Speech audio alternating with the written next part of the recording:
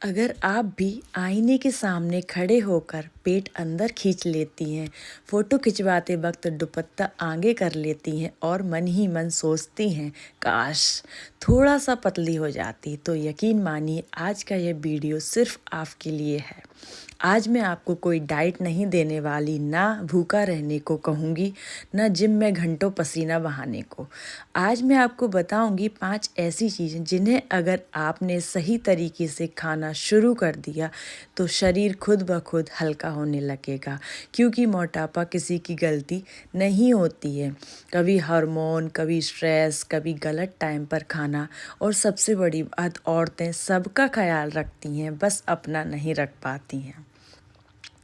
लेकिन आज का यह वीडियो आपके लिए है।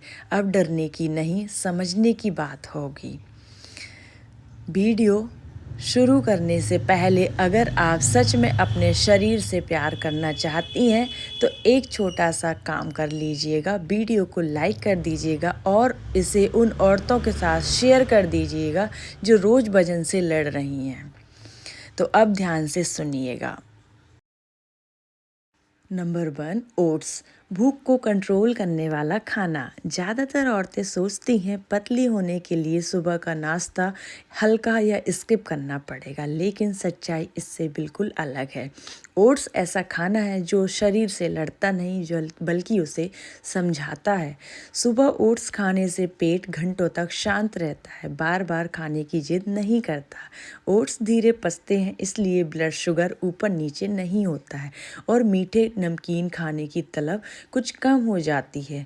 जिन औरतों का पेट बाहर निकला रहता है, अक्सर वो चर्बी नहीं बल्कि सूजन या अधपचा खाना होता है। ओट्स उसे धीरे धीरे ठीक करते हैं। 10 दिन में पेट हल्का लगने लगेगा और 20 से 25 दिन में आपको काफ़ी बेहद आराम लगने वाला है। नंबर 2, भुने चने या मूंगफली। शाम की भूख का इलाज। अब आते हैं उस टाइम पर जहां सबसे ज़्यादा मेहनत खराब होती है, शाम 4 से 6 बजे के बीच। चाय के साथ बिस्किट, नमकीन या कुछ मीठा अगर रोज जाता है तो शरीर चुपचाप चर्बी जमा करता रहता है।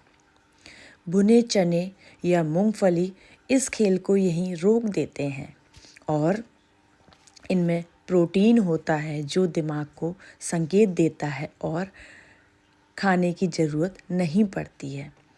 पेट भरा लगता है और रात का खाना अपने आप कम हो जाता है। उसके बाद आप कमेंट में ज़रूर बताइएगा मुझे कि आप शाम को समय सबसे ज़्यादा किस चीज़ की तलब लगती है, मीठा या नमकीन। नंबर 3, दही। अंदर की सफाई, बाहर का पतलापन। अगर आपका पेट हमेशा फूला रहता है, गैस बनती है, कब्ज रहती है और वजन अटका हुआ है, तो वजह पेट की गड़बड़ी है।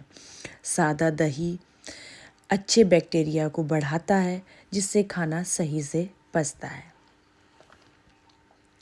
इसके अलावा जब पाचन सुधरता है तो वजन खुद नीचे आने लगता है। उसमें आपको कुछ नहीं करना पड़ेगा, सिर्फ अपना डाइजेशन ज़रूर सुधारना है।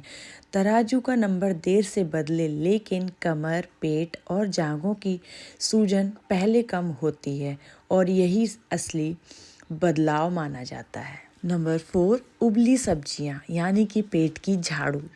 लौकी, तोरई, गोभी, गाजर, बीन्स जब हल्की उबाल कर खाई जाती हैं तो ये पेट के अंदर झाड़ू की तरह सफाई करती हैं।